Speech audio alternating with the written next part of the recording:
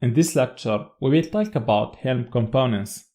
We will take a closer look to Helm charts, chart repositories, Helm releases, and finally revisions in Helm. We will focus first of all on Helm charts. As we mentioned in the previous lecture, a Helm chart is a collection of files that defines the structure and the configuration of a set of Kubernetes objects that are part of the same application. It works as an instruction manual for Helm to know what objects to create, how they should be configured, and more. A chart is a collection of files and directories organized in a folder.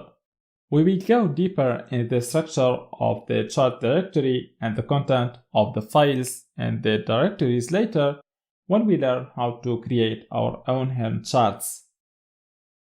Let's move now to chart repositories. A chart repository is a remote location for storing and sharing Helm charts. It is similar to GitHub for storing code and Docker Hub for storing Docker images. There are many chart repositories where you can search for Helm charts and you can make your own hosted repository, but the official chart repository that is part of the Helm project is the Artifact Hub repository. So with the Artifact Hub repository, you can search, share, and install Helm charts. Let's focus now on Helm releases. When installing a chart, a release is created. So a release is a single installation of a Helm chart. So anytime we install a chart in the Kubernetes cluster, a new release is created.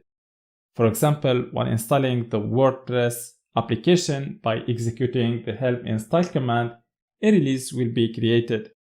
While re-executing the helm install command again with the same chart name, another release will be created. And the new release is totally different from the first one. So we can create as many releases as we want. Either these releases are based on the same chart or on different charts. Finally, we will talk about revisions in Helm. After installing a chart, over time, we may want to change the configuration of the application. So we may want to upgrade a release after its creation. And if the upgrade fails, we may want to roll back to the previous version. All of that is done through revisions in Helm. Whenever we install, upgrade, or roll back a release, Helm creates a new revision for that release.